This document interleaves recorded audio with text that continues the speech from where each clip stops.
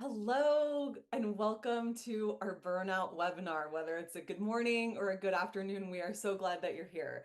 My name is Carrie Ann Gwynn, and I am the Verizon Skill Forward Project Coordinator for Alliance for Hope International. I have the distinct privilege of working closely with the amazing domesticshelters.org team, including Ashley Rumschlag, the National Director of domesticshelters.org, Hannah Craig, the Director of Content, and Rachel Myers, the Senior Digital Services Specialist. This webinar is made possible by our partnership with Verizon through the Skill Forward program. Skill Forward is an upskilling initiative that is designed to equip you and your community with the professional skills that you need to remain relevant in this ever-changing job market.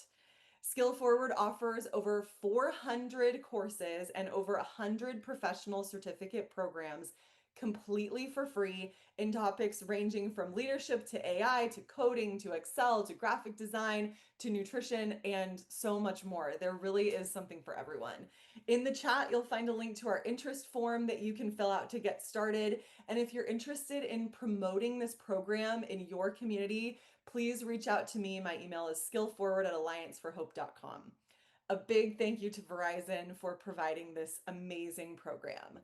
Also, fun little side note, you're also going to see an Airtable in the chat for our Burnout book giveaway. There will be 5 winners. What you'll do is fill out the form that's been shared in the chat, and then we will announce 5 winners at the end, and you must be present to win. May the odds be ever in your favor. This webinar is hosted by domesticshelters.org as part of our free webinar series. Check out the webinar section of our website to view past webinars. And as we mentioned, domesticshelters.org is a program of Alliance for Hope International. Our goal is to create communities of safety, hope, and healing. To learn more about our various programs, visit allianceforhope.com. There are tons of resources for you to utilize in your work to support survivors. And a few reminders as we get going. We have live closed captions available through this presentation. So click show captions to engage this feature. And please be reminded that all attendees are in listen only mode. If you have questions, feel free to utilize the Q&A box. We'll have time at the end of the webinar to ask Amelia some questions. And then the chat can be utilized for introducing yourself and connecting with other attendees. And friendly reminder, within 1 week, we will provide a certificate of attendance for you, a transcript of the entire presentation, a recording, and any other relevant resources that come up in the webinar. And now the moment that you've all been waiting for. I could not be more excited to introduce our presenter today. Amelia Nagoski is a New York Times best-selling author. She co-wrote the book Burnout, The Secret to Unlocking the Stress Cycle with her twin sister, Emily. This book has nearly 9,000 reviews on Amazon with people all over the world singing its praises. And it is written in such an accessible, conversational way that I think you will love. It is seriously no wonder that people, especially women all over the world, are totally raving about it. Amelia, we are super excited to have you with us because this is Domestic Violence Awareness Month, and there's so much conversation around how domestic violence impacts our society. And the reality is that the impact on advocates and direct service providers is far and wide. So we are so grateful to have you with us and just learn from your expertise and spunk and passion on this topic. So thank you so much for being here. Take it away. It is my pleasure. I'm going to share my screen now. Almost. Yes, we're in the tunnel. We're in the tunnel. Fantastic. We're starting in a tunnel because of reasons I'm going to explain. This is me doing the arm waving. This is me. This is the cover of the book that I wrote about stress. And the question is, how did I get to be a musician who also wrote a book about stress and is an expert in burnout? It's because of this person. This is my identical twin sister, Emily Nagoski, PhD.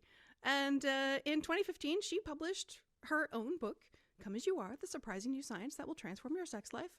And while she was working on that book, I was getting my doctorate of musical arts, and she published it, went all around the world talking to women about the science of women's sexuality, and they would come up to her after talks, Emily, I loved all the science. That was great. Yeah. But you know the one thing? The one thing that really helped me was that like one part of one chapter where it was about like feelings and processing your emotions. That's the thing. And she came back. She was so surprised because she worked so hard on that sex science. And I was like, yeah, no, I was not surprised at all because I had to learn that same stuff in school. I had learned it as part of my musician training. My conservatory training, and they teach you to process and feel emotions for the purpose of performance on stage. What I had not learned is that I can use that skill all the time. And when I did, it saved my life twice. So Emily said we should write a book about that. And that is exactly what we did. And that's where Burnout comes from. It's the book I needed. We wrote it for me. So today we're going to talk about the things that are the things that saved my life. At least 7 concrete, specific, evidence-based things you can do, like literally right now, to start to feel better. We're also going to talk about, why some of those things will not surprise you. Like, here's a spoiler alert. Sleep is really good for you, and it helps you manage your stress. And everybody here already knew that. But we're going to talk about why we don't already do it. And then, of course, because today is all about solutions, we're going to talk about how you can get over that barrier. So first, we need to define our terms because that's good science. So what is burnout? And as a contrast, what is wellness? In the book, Emily and I define wellness as a state of motion, a state of action. Wellness is not a state of being. And it's not a state of mind. It is a process. Wellness is the freedom to oscillate through all of the cycles that are inherent in being human. And how you get burnt out is by getting stuck and not having the freedom to oscillate, which is to say, feeling burnt out can feel like you're stuck in that cave, when actually it's a tunnel. So, which is a metaphor, obviously, and it's a beautiful metaphor, You have to move all the way through the tunnel to get to the end, which is great. But I am a very literal person. I want to know the science. So this is a cartoon of the science. Stress is a cycle that happens in your body. And if we imagine how it developed in the environment of evolutionary adaptiveness, you can imagine a little, proto-mammal person just existing and then going down to the river to get some water for the village. And then, oh no, here comes saber-toothed tiger. And what happens to this proto-mammal being attacked by something that could end its life? There is a hormonal response, a neurological, neurochemical, and also polyvagal response, which is to say every system in your body gets the message that something dangerous has happened. And we call this the fight or flight state, right? You get glucocorticoids and adrenaline and cortisol, and you all have heard all about this, right? All of this stuff communicates to every system in your body. Hey, here comes something to end our life right here, right now. We need to save our lives. What do? Well, you need to conserve energy for the fighting or the fleeing, right? So your heart gets the message. It needs to pump harder and faster to deliver more oxygen to the muscles. You need your respiratory system gets the message it needs to breathe faster and deeper in order to get more oxygen to the muscles. And you probably notice this stuff consciously. You might even notice something happen to your digestive system. You'll get a feeling of butterflies in your stomach. That is part of that polyvagal brain-gut connection. And there's definitely stuff happening that you are not consciously aware of. For example, when you need to save energy for the fighting or the flighting, you need not to be expending that energy on your immune system. So your immune system gets the message that this stress response is happening, and therefore your immune system says, okay, I hear you. I'm going to shut down and not do my work right now, because who cares about malaria when there's a saber-toothed tiger? Your reproductive system also gets the message. We don't need to worry about babies, because if we don't survive this saber-toothed tiger, babies are not going to matter. So your reproductive system is like, I'm not going to do my work correctly right now. I'm going to give you all my energy, fight or flight response. And these systems shut down until they know that you're safe. And how does that happen? You do the thing that you do when there's a saber-toothed tiger coming at you. You use the response that your body has prepared chemically and electrically, and that is to run, to leap, to jump, to climb, to hide in the cleft of the rock. And when you look out, you can see, you're panting and sweaty, and you can see the saber-toothed tiger is gone. It's walking away. You have left its territory and its content, and you have saved your own life by using up the cortisol and the adrenaline and the glucocorticoids. You no longer need your heart to pump faster. You no longer need your breath to come deeper and faster. You no longer need your reproductive system and your immune system to take second behind backseat. That's what I'm trying to say. Take a back seat. They can all come back online and you return to your baseline. And that is the complete stress response cycle.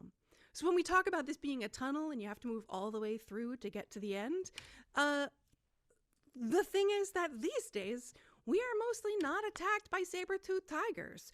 These days, mostly the things that cause us stress are phone alerts, traffic, relationships. I don't need to tell you what the stressors are.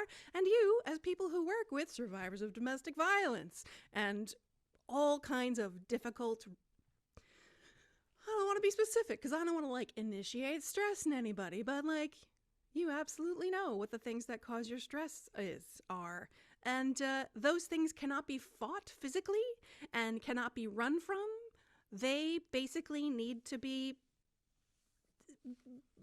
conquered, defeated with patience and kindness and generosity and paperwork and making phone calls and being nice. And these things do not complete the stress response cycle, but you still have it. You still get the glucocorticoids and the cortisol and the adrenaline because your body doesn't know the difference between various types of threat. Your body perceives threat in your clients, the people you work with, in little things like stressors and bills that are due and conflict with your in-laws, or just having to wait for 20 minutes while you try so patiently to get your kid to tie their shoes. Whatever the stressor is, mostly these days we don't fight or flight our way out of it. And that's because of the, in general, white supremacist, cis heteronormative, exploitative, capitalist patriarchy, which I call the Wushnelp because it's a little less harrowing. So the Wushnelp stands between us and the actual physical exertion that completes the stress response cycle, so we never get back to that baseline. So because our stress response cycle has been interrupted in the middle by the fact that we don't need to do the running and the fleeing or the punching in the nose, that means that we have to deal with the stress that happens in our bodies in a separate process than dealing with the stress or the thing that initiates the stress response cycle. So we're going to separate the stress, which is the thing that happens in your body, from the stressor, which is the thing that initiated that response. So that asks the question, how do we get unstuck? How do we complete the stress response cycle in a separate process? And the answer begins with when you're being chased by a saber-toothed tiger, what do? You run. That's right. Physical activity. This is the part where I tell you exercise is good for you. You already knew that? Yeah, I know you already knew that. But I'm here to tell you that the reason physical activity is so good for this purpose is that it tells your body that it has the capacity to move you from danger to safety. Does it have to be literally running? No, of course not. It could be your Zumba class. It could be dancing it out to Beyonce in your kitchen. It could be the elliptical machine. It could be going for a nice walk. It could be anything that tells your body that it has the capacity to move you from danger to safety. And if you get to the end of it and you have that feeling of, oh, I escaped escape the saber-toothed tiger. I feel like like a cloud has lifted, like the weight of the world is off my shoulders. If you know that when you get back from a bike ride or a run and you feel that way, you know that you are a natural exerciser. You are like my identical twin who would go for a bike ride in like the hills of, we grew up in Delaware, so like you could ride to Pennsylvania because there's more Pennsylvania than Delaware, and there'd be the hills and the cows and the smell of mushroom farms, and she'd like feel just at one with everything while she's on this ride. And I thought she was making that up because I am the opposite of that. We're identical twins. We have completely different experiences of how physical activity helps us complete the stress response cycle. I had never known this experience. And the truth is, when we say physical activity helps you complete the stress response cycle, which is to say exercise is good for you, it's just not that simple. For some people, it's not the thing that's going to help. It's not the thing that's going to work. For some people, it might be, but like, say you're going to go for your stress cycle completing walk and you get catcalled on your way out, and now this thing that was supposed to help complete a stress response cycle, now it has initiated a stress response cycle, right? So exercise is good for you is so much more complicated than that. And for some people, it just isn't it. You might also have barriers like physical ability that stand between you and your body's capacity to move you from danger to safety. So if you know you're a natural exerciser and this helps you, yeah, do that. At a population level, it is the most efficient way to complete those old leftover stress response cycles that you're carrying around with you from 8th grade. And now your body gets a chance to remember that it has the capacity to move you from danger to safety. But if that's not you, there are 6 more concrete, specific, evidence-based things you can do to complete the stress response cycle. And the next is sleep. A good night's sleep. There's that saying of like, sleep on it or you feel better in the morning. And I never believed that because I thought when I wake up in the morning, nothing will be different. Why would I feel different? And the answer is because your body has changed. So your response to the external thing, the stressor that has caused you to have a stress response cycle initiated, still exists. But you can start to feel better because your body during REM sleep has the opportunity to process all those leftover chemicals, to dream and retell the story of what happened in metaphor or in literal terms, or just to tell any old story that has you, living through another experience of usually conflict.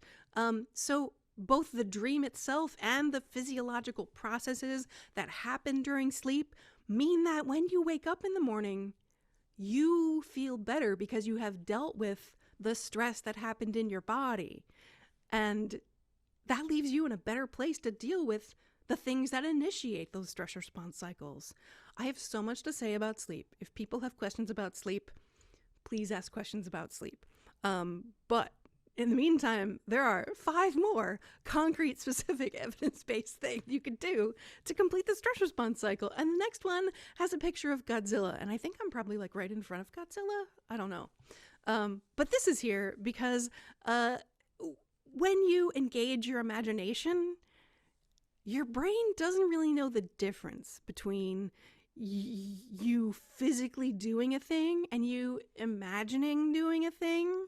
So if I can imagine myself, as I have, being Godzilla and just tromping and destroying all the infrastructure of the state land grant institution where I got my doctorate, where I burned out so hard that I ended up in the hospital, and I learned that I could imagine this destruction and being like so powerful and able to overcome this incredibly stressful place, I would get to the end of that and feel like no workout had ever made me feel like I had conquered something. So I was ready for whatever comes next, so that I had returned to something like a baseline where I was no longer vigilant and I felt like I could be sort of peaceful for a hot second.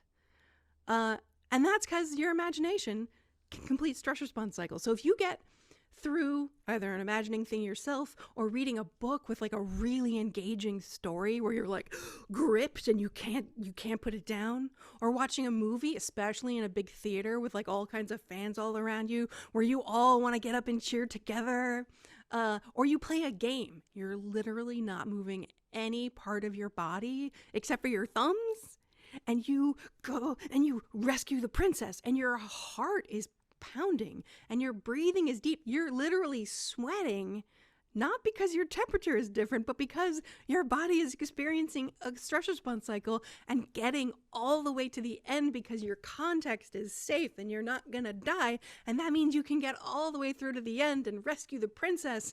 And literally you were just sitting on your couch, but you feel like you could do anything now. Like you're powerful and prepared and like somehow more connected to the universe. That is the power of imagination to complete a stress response cycle.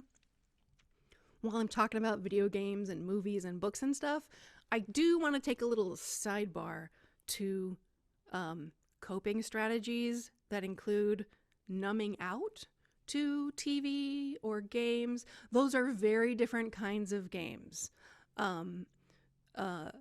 That allow you to just chill and kind of turn your brain off, that don't make your heart pump, that don't make you want to cheer. Those numbing experiences are also valuable.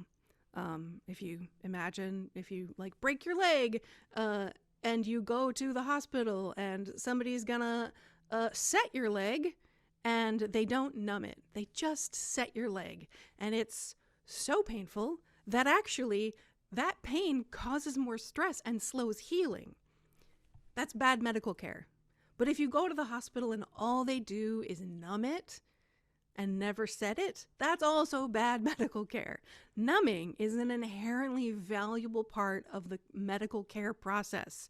And if you think of burnout as an injury, which you absolutely should, then caring for it does require some numbing. If you need to spend half an hour staring at your phone, swiping fruit ninja things or poking at candy bubbles or whatever your phone game is that lets you turn your mind off, if doing that for 25 minutes allows you to cope with these 25 minutes and the 25 minutes that come after, then definitely do that thing. Just don't only do that thing. Also do one of these, so far 3 concrete, specific, evidence-based things that allows you to complete the stress response cycle, or any of the more that are coming. So numbing, not a bad thing. Part of the process, but not what I'm talking about when I talk about imagination completing the stress response cycle. Number 4 is creative self-expression. And just like the natural exercisers, the natural creators already know this. If you go to your knitting circle and come home feeling like, yes, I have made something and I feel like the weight of the world has lifted off my shoulders, or you come back from choir rehearsal and you feel like just at one with your ensemble and your conductor and your accompanist and the composers themselves, like you know that experience. If you were in marching band or theater as a kid and you know that kind of like uplifted, elevated, one with everything, being your true self experience that is being a creator, then you know what it is to allow creative self-expression to complete old leftover stress response cycles to help you return to that feeling of like baseline safety. So if you know that's you, do that thing. If you're like, I don't know, that sounds interesting, but I've never done it, try it. It might be your thing. I'm very enthusiastic as a musician myself that like more people need to know about this secret loophole in the world, because I mean, we live in a world that is emotion dismissing, that doesn't want us to feel big feelings. But then there's the arts where it's like not just permissible, but encouraged to feel big feelings on stage or in choir, or just like in the making of the music, or the making of the most perfect meal you've ever had, or the designing of a process that's going to smooth your way toward a more efficient blah, blah, blah. And you made or designed this thing that's made of you and your energy. You can tell that I know how good this feels and how right it is for those for whom it is the thing. If it's not the thing for you, then congratulations. You're probably a natural exerciser, or you're going to benefit from one of the next 3 more concrete, specific, evidence-based things you can do to complete the stress response cycle. The next one is a big old cry. I used to believe that crying doesn't solve everything, because I thought, well, okay, I cry about it, but then I'm done crying and the problem is still there. What do I do then? Why would I feel any different if the situation isn't any different? But that's because I didn't know the difference between the stress itself that's happening in my body and the stressor that is the thing that initiates the stress response cycle. And the fact is that crying purges, moves you all the way through the feeling of whatever the stress is. And I thought that if I cried, I'd just keep crying until the situation got better, but it's not true. Like wellness, crying is a cycle. It's you oscillate into and back out of it, and that is natural and normal. And all you got to do, if you're a natural crier and you can get in your car for 5 minutes or go to your favorite bathroom stall or lock yourself in your office or wherever it is that you feel safe crying, you do that and you have a cry and you get to the end and you feel like better and relieved and a little lighter. And if you have never done this, look, my sister would come home from school and just like throw herself against the bedroom door and sob for like 4 minutes and then be like, and she'd feel better. And I was like, what are you doing? And it wasn't until I was in my 30s and in my therapist's office, it took a woman with a PhD from Yale to teach me how to cry. And I will tell you what I learned so that if you're not a natural crier, you can learn how. It's a skill. Did you know? I didn't know. Some of you are like, yeah, we know. I'm sorry, but for those who don't know, I'm going to go through the thing. How you cry in order to complete a stress response cycle is you allow the crying to overtake you. But you don't think about the thing that made you cry. You don't keep ruminating on, I can't believe he said that. I can't believe she did that. You don't keep fueling it with the thoughts. You set the thoughts aside to deal with later. They're the stressor. You're going to deal with them in a separate process. They're in a box for the minute. You're going to put them away, and you're just going to focus on the stress itself, on the experience of the crying itself, on the weight of your body, wherever it is, on the amount of fluids that are oozing out, on the tension. How much tension is in your shoulders? How hot do I feel? And you just pay attention to the crying itself, and eventually, 5, 7 minutes, it just ends because it's a cycle. And if it doesn't end, then you're going to go to one of the other concrete, specific, evidence-based things that you can do to complete the stress response cycle, especially the last one, which I will talk about in a minute. For now, this is the next concrete, specific, evidence-based thing, and that is like a big old cry, a big old laugh, and not polite social laughter that we do to like make things, ha ha, isn't that? Ha. No, that like ridiculous open mouth, drooling, abdomen crunching laughter. That is the kind of laughter I'm talking about. That's gonna like change your physiological state. And in order to illustrate that, I have a song.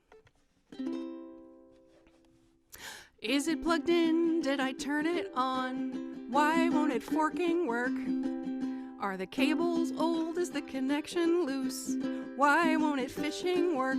Oh yeah, I'm so annoyed, so annoyed. Why won't it flapping work? Is my sound source connected? Is my webcam on? Why won't it flicking work? Did I join with audio or click on mute? Why won't it flushing work? I'm so annoyed, so annoyed. Why won't it fluting work? Every time I think I know what to do, it never fracking works. I reset when I expect, then something new goes wrong. It never flopping works. Still I try, someday I'll make it work. That song's based on a true story. I wrote it because I was having some feelings about some technology. That's the song about the, oh my God, please drop down menu, please go away so I can start the presentation. I sing when I get stressed because of all the things we just talked about. But in addition to me using creative self-expression in order to move through my own stress, sharing it so that we have a common bond of an experience we've had together, that's going to be the next thing we talk about. And in the meantime, it's a little bit funny. It's not laugh out loud, gut-busting funny, but it's funny enough to remind your body that it's safe right here, right now, which is really what I wanted it to accomplish. But as I was hinting before, our seventh and final concrete, specific, evidence-based thing you can do to complete the stress response cycle is affection, connection. That's one of the things we experience when we know that we've all have those computer issues, when you're crying so much that it doesn't stop. Where you turn to next in the unlikely event of that crash is connection. It's people's favorite thing that we talk about. Being with someone who you love and trust reminds your body that it's safe. And in the research that's been done on this, a 20-second hug can do it. And it's not about the 20 seconds. It's about the fact that you and somebody you really love and trust support your own center of gravity, put your arms around each other, leave your bodies in close proximity for longer than you ordinarily might. 20 seconds is a long time. It might happen at 18 seconds. It might take 24 seconds. I don't know. But at some point, you're going to feel a shift, says the research, that your body says, oh, I am with this person and I am safe. I don't have to be vigilant. I can shift back into a state of safety and return to my baseline. And oh, good. Or if you've got a certain special sweetie someone, there's more research that shows that if you're going to do this not with a hug but with a kiss, it takes even less time. They say 6 seconds is typical. It might be 4 seconds. It might be 8 seconds. The people who did this research are John and Julie Gottman, who, yes, I'm checking the time. Thank you, past Amelia. PowerPoint making Amelia. John and Julie Gottman do this research, and they describe the length of the kiss as long enough to be a special moment, not long enough to make the kids late for school. So you don't have to count the seconds. You just kiss until your body recognizes, oh, I am safe here with this person. And all of these things leave you in a state where your body remembers that it doesn't have to be on guard or vigilant or preparing for danger, that you are safe. Remembering that wellness, not a state of mind, not a state of being. It's a state of action. It's a cycle. The ability to oscillate through all the things that make us human, all the feelings, all of the states. So why are we not doing all this already? Everybody here already knew that sleep and exercise and connection are good for you. So why aren't we doing them? And the clearest framework that Emily and I could find came from a moral philosopher named Kate Mann. And because she's a moral philosopher, she posits a world where there are two kinds of moral obligations. There are the human beings. I'm going to put the human beings over here. The human beings have a moral obligation, she's a moral philosopher, to be their humanity, to live it, to express it, to acquire whatever resources are necessary in order to be their humanity. And on the other side are the human givers, who have a moral obligation to give their time, their lives, their bodies to the human beings. And this probably sounds familiar to a lot of you, I'm going to guess. And a lot of you are probably thinking, well, I love giving. I feel like giving is my natural state. I don't want to change that. I feel called to give to those around me. And in fact, yes, if everyone in the world was a giver, nobody would fall through the cracks. Nobody would feel entitled to someone else's time and life and body. But we do live in a world where there are also these human beings who feel like they have a moral obligation to acquire whatever resources are necessary in order to express their own humanity. And we've divided the population. Remembering this is from a book called Down Girl, The Logic of Misogyny.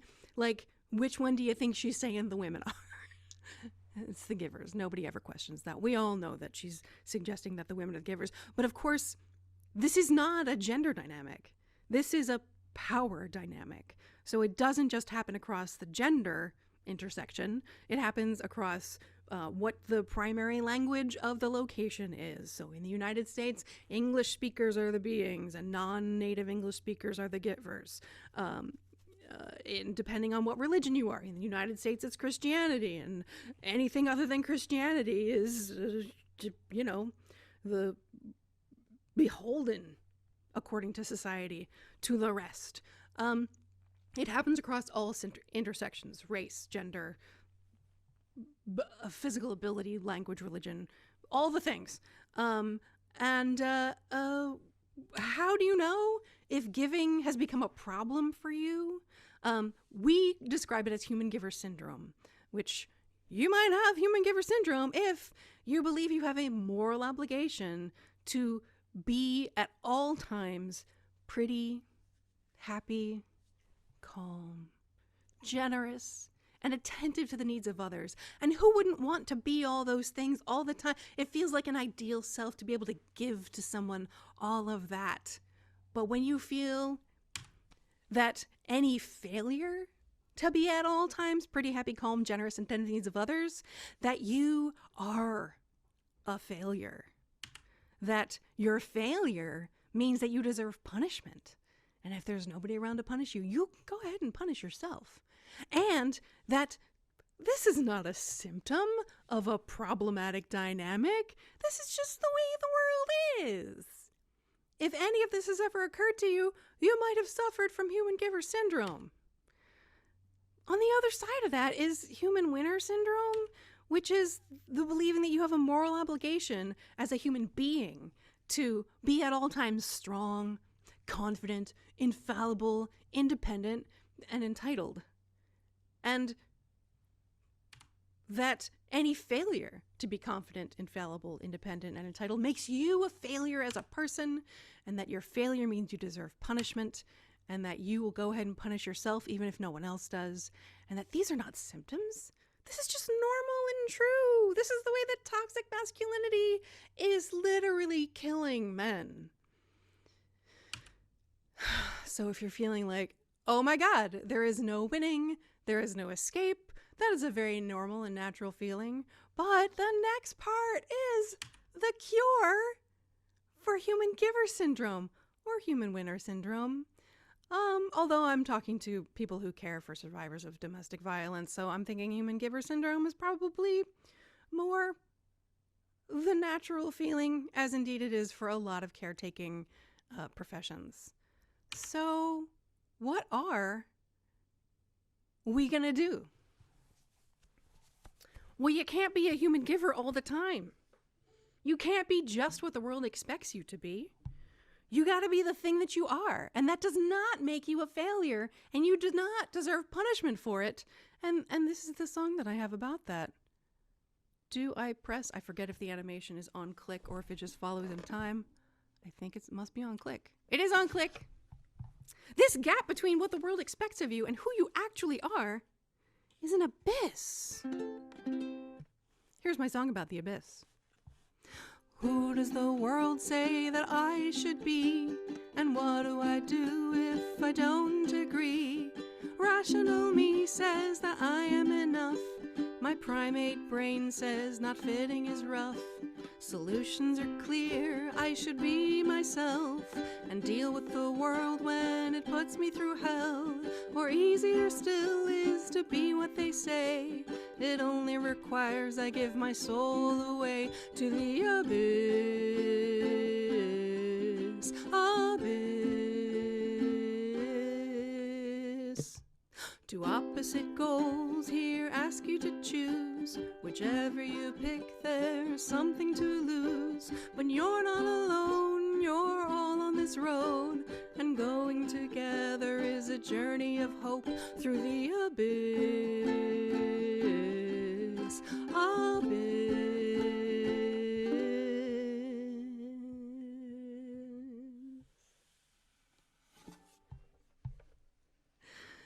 It doesn't end on the home chord. It ends suspended and waiting for the next thing because it's a cycle. It keeps going back to the beginning and starting over. It's not a thing you just do once. It's the little things that you repeat all the time, every day. In the cure for human giver syndrome, which is,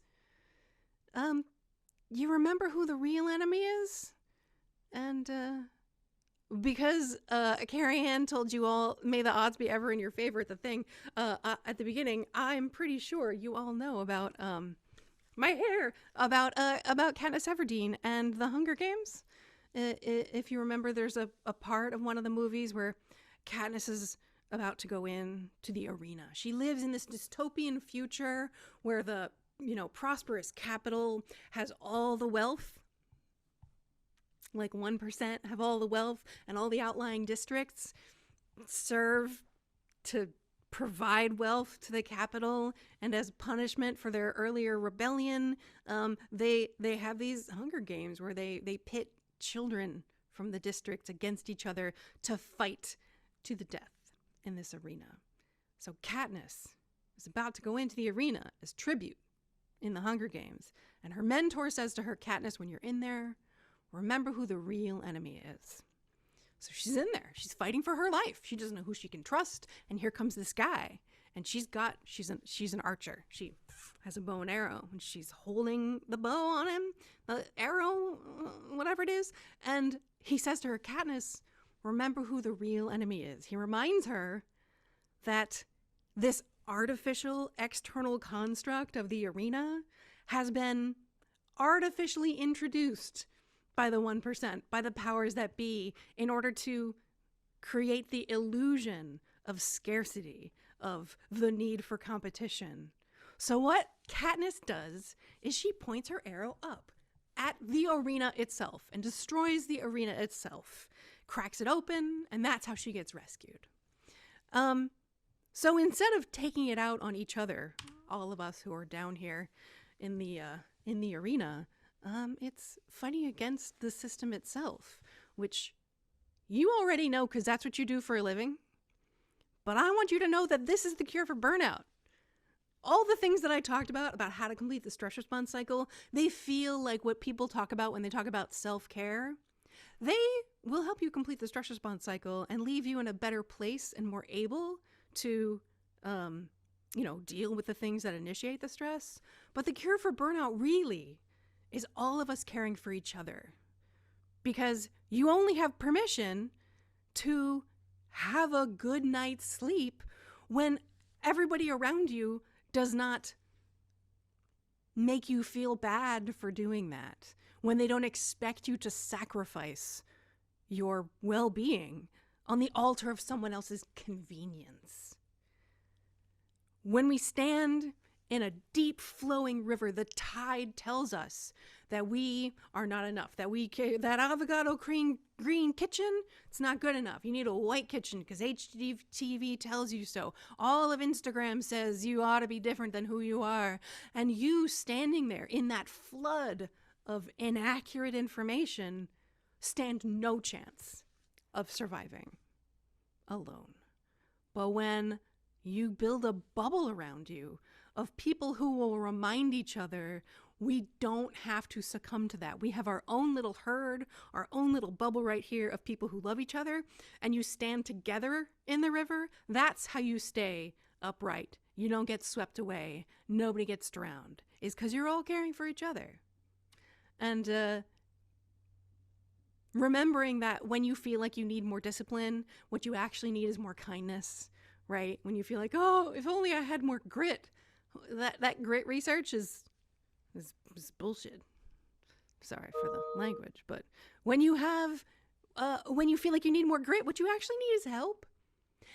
And when you feel like somebody else, oh, if they would just work harder, if they just had more discipline, no, what they need is kindness.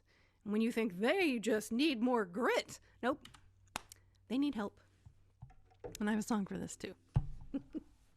It's the Bubble of Love song, and it's about, well, I'll just sing it because it's about, you know, what it is to be surrounded by the people who tell you you don't have to be all the things that the world says.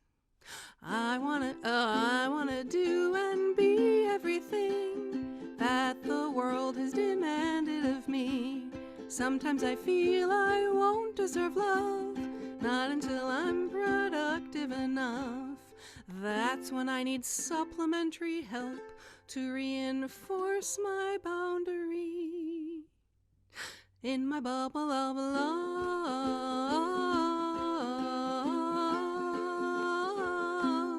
I am enough.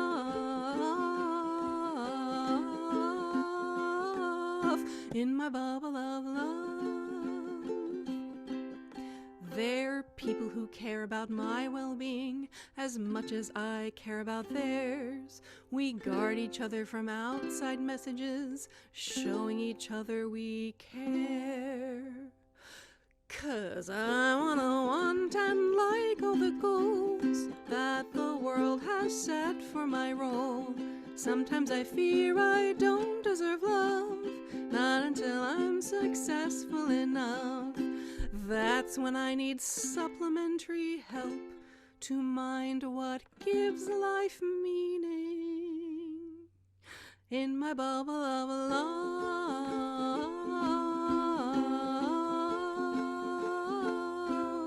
I am enough.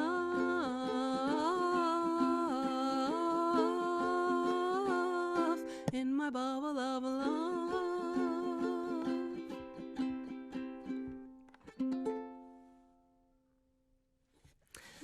That song's supposed to feel the way it feels to be in the bubble, to have people around you who are your own little herd.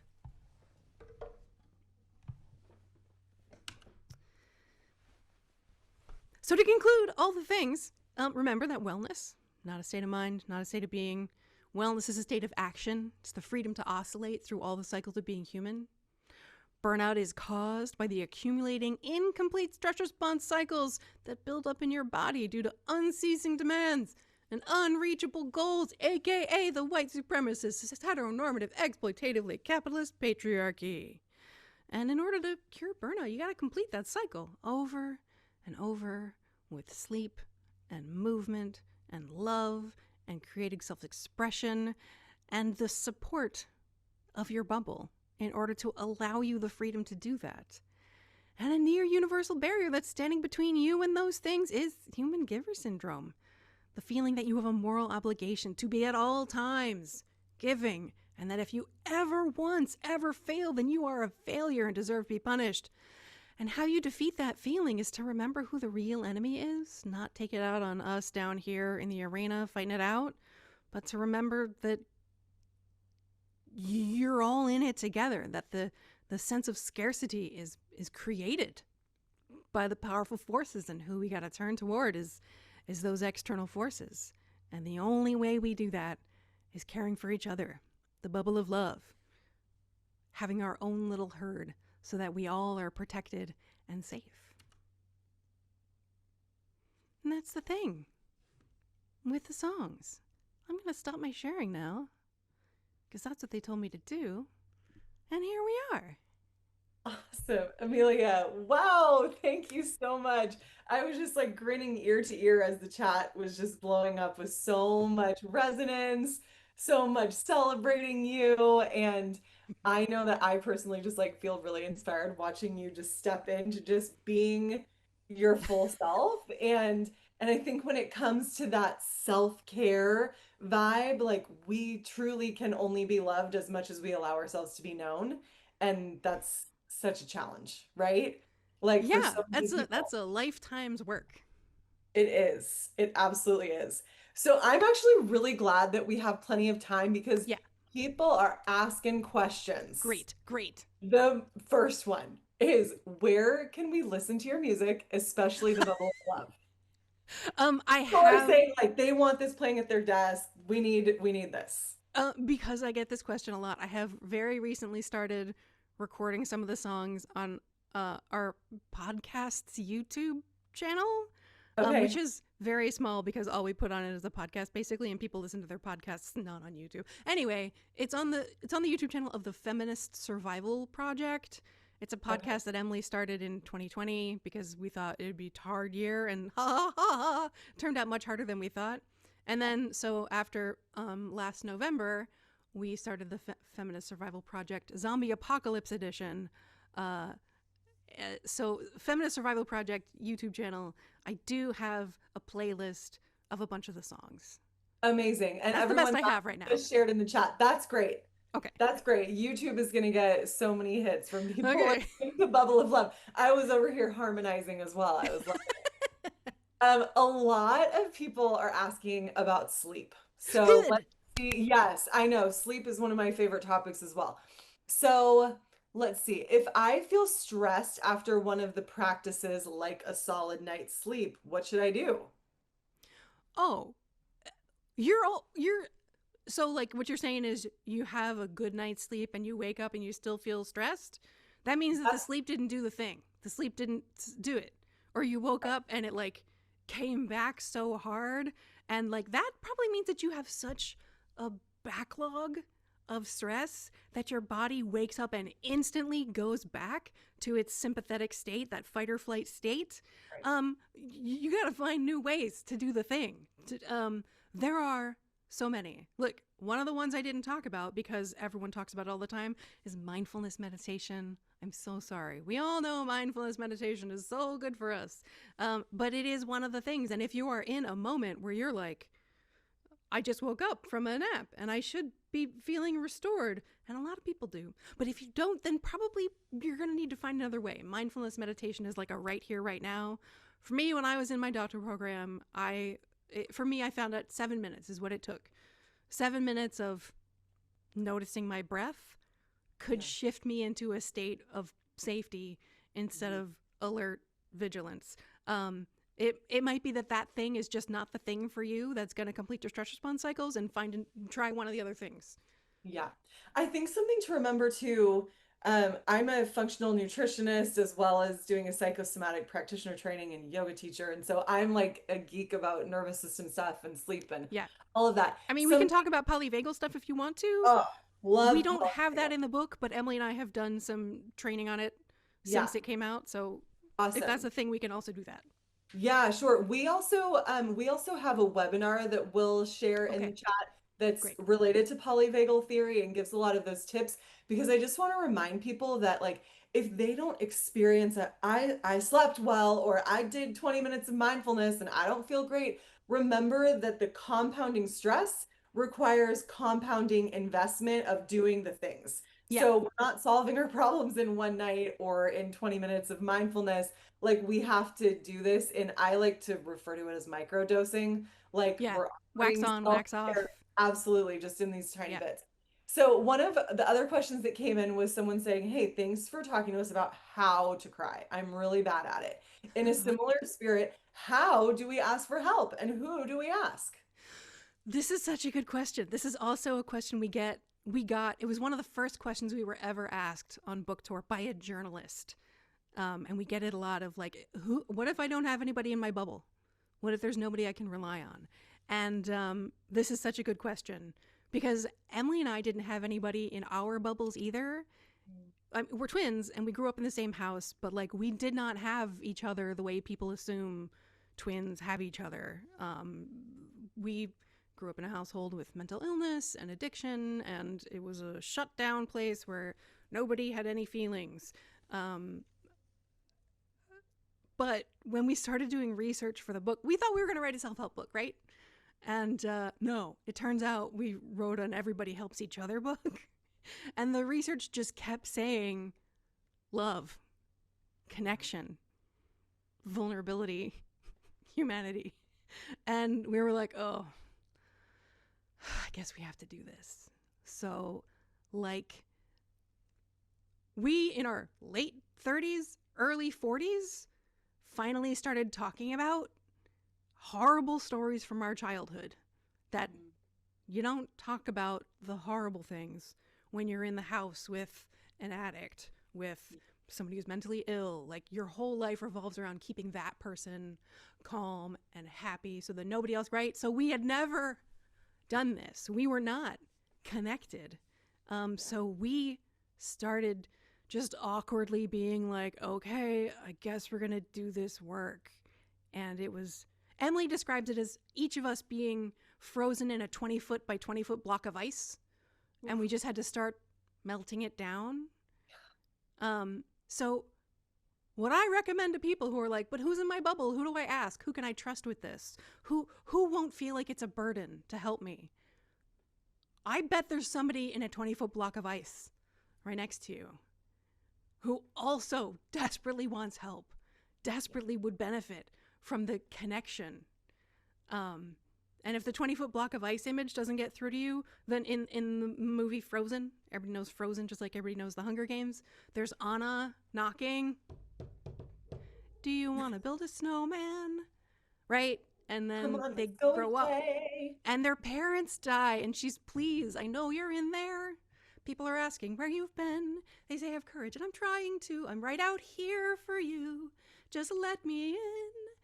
Anna is so brave to stand on one side of the door and ask. It's so hard to be vulnerable and say, let me in. We only have each other, right? So I bet there's somebody around you who wants as desperately as you do to be connected. And you just have to be Anna. You have to be the one to ask, do you want to build a snowman? Oh, it doesn't have to be a snowman. Yeah, they're just saying anything, just connection. I think in our society, we're so siloed and isolated. And so even like we used to go to the grocery store with a friend or like bring your kids over, bring your chaos and add it to my chaos and we'll just be together. We can build a snowman or not. Like it's loneliness is an doesn't matter. epidemic that's as bad for us as smoking. And one of the reasons it's so pervasive is because it's heroized. We're told that it's good for us to be independent, that the journey from childhood to adulthood is a journey from dependence to independence. And that's a bullshit lie intended to keep us weak and not fighting back against the Wushnelp. Yeah. The journey from a childhood to adulthood is the journey from dependence to interdependence. Yeah. So we're able to give back as much as what we are given, not so we can stand alone. Yeah. Don't fall for it. Absolutely. I totally agree. Someone's asking, since you just said this, can you repeat what Wishnelk stands for? White supremacist, cis-het normative, exploitatively capitalistic patriarchy. And call it the Wishnelp. White supremacist, cis-heteronormative, exploitative, late capitalist patriarchy. The C is silent like in Polish. Okay, I was like, Wishnelp. pronunciation Wishnelp. Yeah. Okay, nailed it. Thank you. Someone said I'm immediately obsessed with this. I said things to music when I don't really like them. Totally. Okay, so we have, a lot of advocates who are seeing some very intense things in their work. Someone has asked, how do I leave what I see and experience at work so that I can get a good night's sleep? What is your recommendation for basically offloading? I mean, you gave 7, right? You gave so many different recommendations. Yeah. But like, those are the things. The thing is that you can't leave them at work because they're in your body. So Emily has lots of stories about, she worked at Smith College as the wellness director. She was a person that people would come to with their horror stories. And it was her job to connect them to the resources they needed in order to progress. And it was also part of her job to be the receptacle of these stories, which I'm sure is relatable for everybody. So what do you do with that? So Emily talks about how when she would have like a really bad day, there was one particularly bad day. She tells a story of like 3 different women came to talk to her about some very bad stuff, and she leaves work like shaking and overwhelmed and like doesn't know what she's going to do with herself. And ordinarily it'd be like a hot bath and a glass of wine and she'd be good. But this was not, it was needed more. So like the thing that she did, and a thing you need to know about Emily is that by day, she's Emily Nagoski, PhD, like writer about women's well-being. But like at night, she has like a cape and an alter ego, and she's Emily Foster, romance novelist. It's real. You can look it up. Anyway. Oh my gosh, So amazing. this one particular day, she went home and wrote, not like the next scene that's happening in the book, she just skipped ahead and wrote the happily ever after scene, the proposal scene, with the hero on his knees begging to deserve the heroine, and she's typing while crying is just all it is. And so she's doing the crying, she's doing the creative self-expression, and she's doing imagination all in one, and that's how she gets through this one really hard day. So I can't tell you how you leave it at work. What I can tell you is you need to find the things that tells your body that you are safe, and do those things and surround yourself with people who will give you time and space and care for you while that happens. Yes.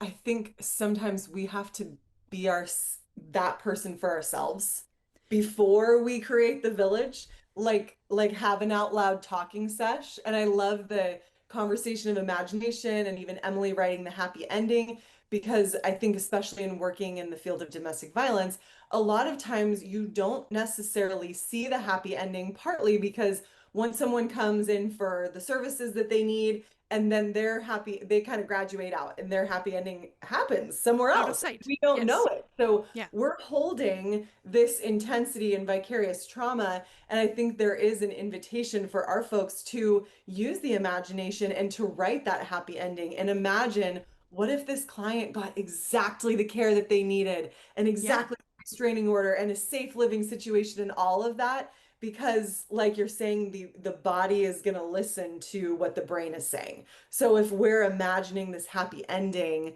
our body's like, okay, it's going to be okay. And Yeah. sometimes that's what we have to do to survive, to get through, Yes. to keep going, to keep showing up. Yeah. For people who are instinctive givers, who's like in what's the word, reflexive response to a bad situation is to dive in and care. Mhm. Um, Sometimes they literally are incapable of telling themselves, I need care now too. So it might take an external person doing the go take care of yourself talk. But yeah, actually, like if somebody's natural inclination is to like write a story or imagine a story, I bet it would help to think through, your client just left your office. Here's what's going to happen. Best case scenario. Yeah. I believe. Yes, I love that. I love that so much. Back to a question about sleep. Do nightmares exasperate the stress cycle? Great. Nightmares are such a gift. Because see, the thing is, Whoa. every the psychologist who taught me to cry also taught me to dream, like to dream in a useful way. The thing about all dreams, including nightmares, is that everything in it is made of you, right? It's happening in your mind. Your mind Mhm. is made of your neurons and your electricity, and so the only resources it has to pull from is your knowledge and experiences and self. So if you look at your nightmares, especially where everything is a part of you, and you find the thing that made it scary, and you can turn toward that thing with kindness and compassion and not be scared of, well, I mean, go ahead and be scared of it, that's fine. But to not allow the fear to prevent you from offering compassion to that hard thing. That's a thing that's inside you that required your attention. That's why you dreamed about it. Mm.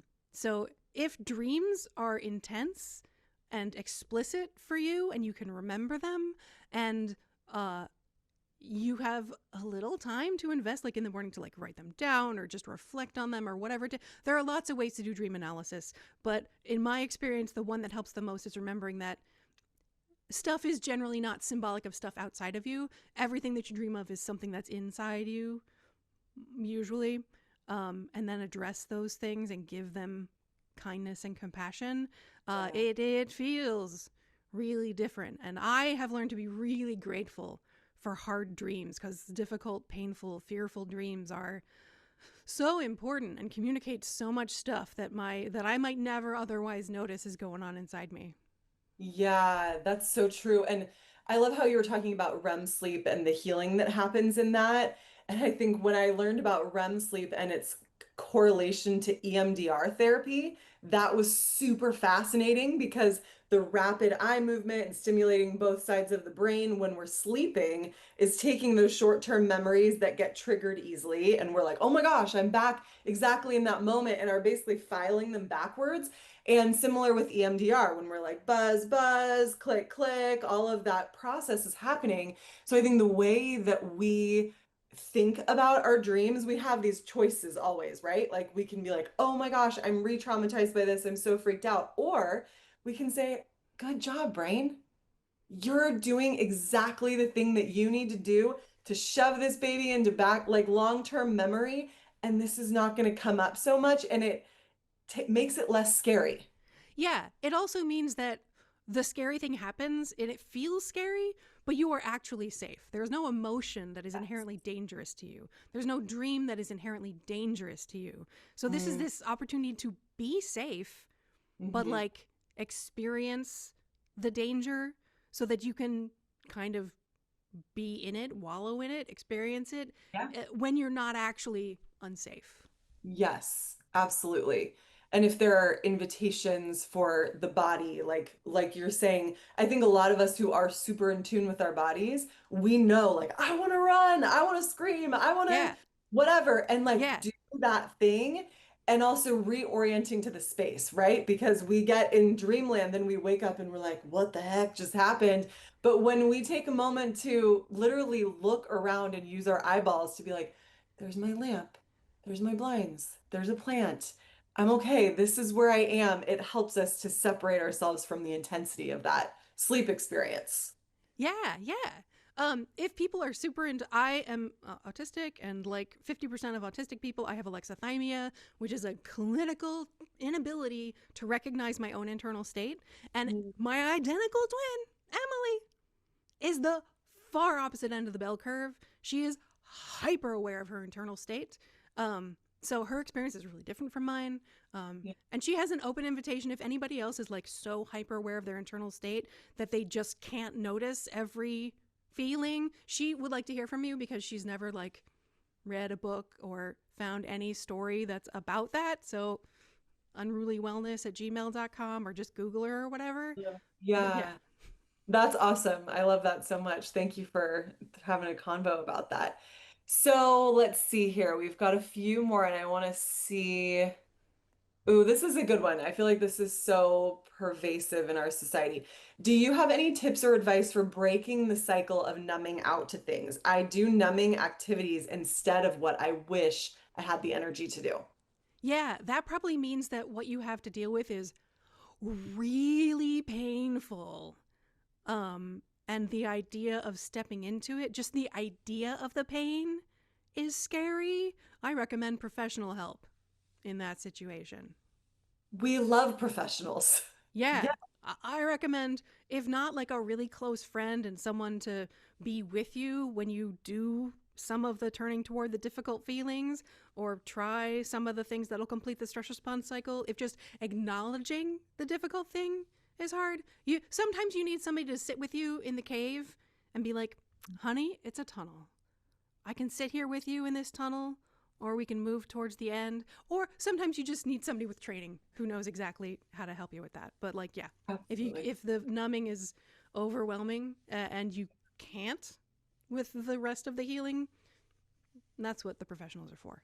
Well, and that comes back to the I don't need more discipline, I need more kindness. Yeah, Right? Like, and exactly. we need kindness often from other people to show us what it looks like and feels like. Oh, yeah, I Yeah. can offer kindness to myself and to others. But just the fact that this person has recognized, like, oh yeah, I do the numbing and I just can't even think about going past that stage, that is an amazing level of self-awareness. That's like so good for you. This is how people get addicted to things, is they discover how much easier it is to be numb all the time. Yeah. And the idea of facing yeah, so Yeah. excellent self-awareness, Yeah. professional help. Absolutely. I want to add to something a coach that I worked with shared with me when I was in a really hard season and I was super addicted to Netflix. It started as like a coping skill that turned into a coping mechanism. You know, that really fine line. You're like, oh, this is unhealthy now. Yeah. And I'm like, I can't stop doing this. And he was like, Carrie Ann, you are a human and you're fighting against a machine. You can't fight against a machine. You have to use a machine to fight against a machine. So there are apps and things if your numbing out stuff Yeah. has to do with technology, there are all kinds of apps and screen time and have a friend have the passcode so that you literally cannot access it. Yeah. You're gonna fight machines with machines. Our Yeah, this willpower is will never be enough. yeah, if the thing that you're using to numb out is, I mean, I guess like all of them, is specifically designed to keep you coming back for more, that is, it's so difficult when Yeah. the thing is designed to, like, it's like the hyper processed foods, ultra processed foods that are designed to make you eat more, like because they did research to find out which flavors and textures make people eat more. Like they did weaponization research to make their unnutritious, not even barely food. Like, you know what I'm saying? Yeah. So yeah, it's yeah, Yeah. you can't do it alone. You can't. No, you You're cannot. not supposed Absolutely to. Humans are designed to do big things together. That was so. Jonathan Haidt is a social psychologist who writes humans are 90% chimp, 10% bee. We're a hive species. not. How we function at our best is in communities, in herds. Okay, whoa. Say that again with the 10% bee chimp thing. Say This that is one from Jonathan Haidt, Haidt. more He says humans are 90% chimp, 10% bee. We're a time. hive species. We're designed to flourish in community. We are not designed to operate efficiently alone. We're not like lions out on the prairie, lone hunter. What? That's not how our biology works. How our biology works is in connection with other people, or Yeah. connection with a loving divine presence, or with our own inner child, or with nature itself. But we need connection in order to thrive. We're not Yeah. built to do big things alone. We're built to do them together. Emily and I had to write this book together. Yeah. I love that. We're in such a lion society Yeah. that being the bee, the hive people is so countercultural. Yeah. And so people are like, wait, that's weird. I'm like, no, this is the design. This is what we're Yeah. made for. But the thing is that, like, other cultures around the world haven't forgotten that the way the West has. It's really just us. Yeah.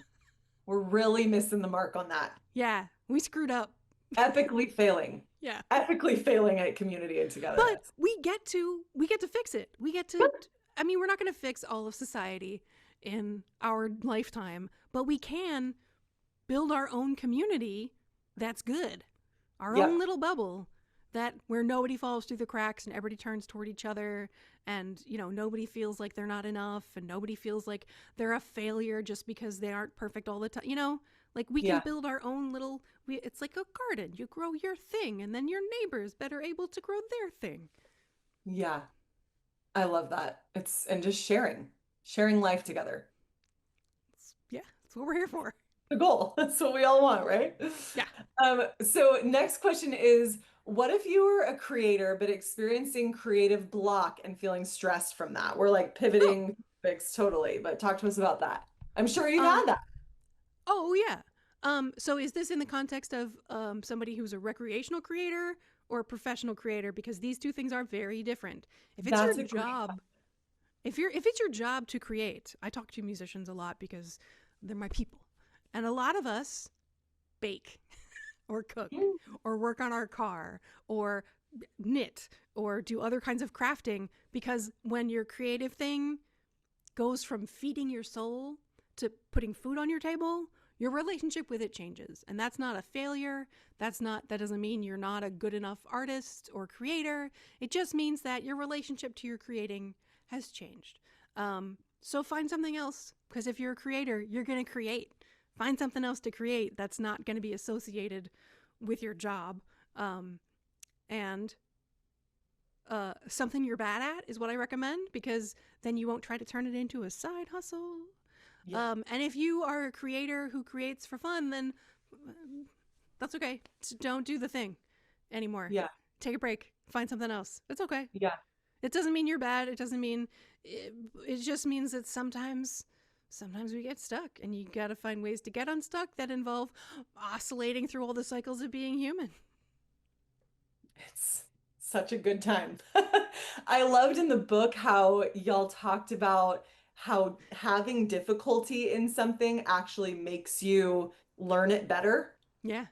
I loved that study, how you guys mentioned there was a study on, I think, high schoolers where the content that they read, one group it was just the regular text, and the other group it was poorly written, Yeah, like it was bad font. legibility wise, Yeah. and the retainment and understanding and comprehension was so much better with the difficult, because they were working hard at it. And I think that's such a good reminder for us that we don't need to fear those things that are hard, like starting a new hobby. Yeah. This is normal to suck at something you've never done before. This is Yeah. normal and human. It's okay. Yeah, there's a lot of examples and a lot of research on that. When things are a little harder, we do better at it, and we have more successful results. Lots of Yeah, research to demonstrate that. So if it I feels love it. hard, it's another learning Good. experience. I love that so much. All right, let's look. I'm going to look through. There's so many sleep questions. Do you have resources? I'm just bunching all these together and thinking, do you have favorite resources for like sleep, mindfulness, meditation, things like that that we can share with people? There are so many resources about mindfulness meditation, and some of them are really famous. Like you'll find those. Yeah, For the sleep, Calm Matt app. Walker's Why We Sleep is a Okay. resource that we used a lot of sort of references to. So Matt Walker's Why We Sleep is as far as I know, the most like sciency and practical book about sleep that will answer all your questions about sleep, Okay. unless it's I like love it. dream related and stuff. But if it's about sleep itself, how many hours, how do I get it, what are the problems that stand between me and sleep, Matt Walker's Why We Sleep. I love it. We will totally recommend that to the people. Okay, someone says things are so stressful in the world right now with forces outside of our control impacting our lives in massive ways. What can we do when you can't complete the stress cycle because you are constantly in a distressing situation and so is Yeah. your support system? Yeah. Right now, specifically because of the state of American democracy, I recommend taking a news fast. Stop watching the news. Stop paying attention to everything that Trump does. Don't listen. Don't read. Don't worry about it. For all of human history is like, let's say it's 50,000 years of humanity has been humans who have been in human communities, right? 50,000 years. And here's 25,000 years. And here's like the time that it has been that humanity has been able to know what's happening in Ukraine or Hong Kong, right? Our nervous systems were not designed to know so much about so many things we can't control. Stop doing that. Yes, it's important to be connected. It's important to be informed. It's important to be participating in society. But like this much access to so much information about stuff we can't change, don't do it. Your body's not designed to do it. Yeah. It's so unnatural, and it's hard balance, I think, especially in a lot of our folks' organizations, because they have government funding that's being cut and it impacts the work, and it's so complicated, Yeah. and the impacts of it are really far reaching that I think there is a lot of, gosh, I wish that I could put my head in the sand about this, but it impacts the work. And I just want to remind everyone there are going to be things in our lives that are totally out of our control. And this question, what is the next right thing? Just one at a time. We can easily look down that whole tunnel and be like, holy, I'm never getting to the end of that. But what if we just take the next step, whatever that next step might be, and just chunk it down a lot. Yeah. Another, like, one of the pieces of advice we give that sounds like the dumbest thing is actually uh one of the best things is do a thing. If you're feeling overwhelmed and exhausted by the pressure of all these external forces and like you never get a break, do one thing that makes you feel like you accomplished something, right? Clean out your car, tidy your drawer. Like, do one thing that makes you feel like you accomplished a thing, and that'll show your body that it has the capacity to move you from where you are to somewhere that feels better and safer and like, oh my God, I could control a thing. I controlled a thing. I made a Yeah. thing better. I helped one person. It doesn't, your cognitive awareness of the world is going to tell you, you didn't even make a dent. You didn't do anything compared to what needs to be done. But what you did was tell your nervous system, tell your body that it is capable of making change. Yeah. And that is a thing that's true Right. at the appropriate scale. Hmm. Yeah, definitely. In our work with the science of hope, some of our folks on the webinar know about this, but that is one of those things, like make a tiny goal, achieve tiny goal, hope increases. We're like, Do a thing. it Yep, doesn't have to be the huge thing, just something small that reminds you, hey, I have agency, I have the ability to affect change in my life, exactly. and small matters. It matters so much. I see that we are wrapping up our time. Amelia, we are giving away 5 burnout books, and we're so excited to give people the opportunity and the gift for free to read Burnout, The Secret to Unlocking the Stress Cycle. I know it has already blessed me so much, and we have been absolutely floored to have you with us on our webinar. Thank you so much for being here. It has been amazing. We will send you all of the rave reviews when they're coming in. We've already collected so many comments. People are even saying this is the best webinar I've ever been on. They are loving it. So thank you for bringing just you to this. We have so appreciated your presence. Let's tell our people who won. All right, can we get a drum roll? Hey, and Sherry thank you all Loftus. for the work Oh, you do. yes, thank you. Thank you for saying that. Yeah, this is an amazing crew, and we're unbelievably grateful to get to supply this type of content and encouragement. It's huge. Okay, Sherry Loftus, Dr. Deborah Scott, Ella Dumke, Julia Richmond, and Trina Sandoval. You all won a copy of Burnout. We are so excited for you. I will reach out to you via email so that we can get your address and get those shipped out to you. We are confident that you are going to be unbelievably blessed and encouraged by this book, and also just like entertained as we all have been from this presentation. It is just written in such a fun way. I absolutely love it. Thank you all so much for being here. Amelia, thank you so much for joining us. It has been such a gift. Thank you so much. All right, we will talk to y'all soon. Have a great rest of the day.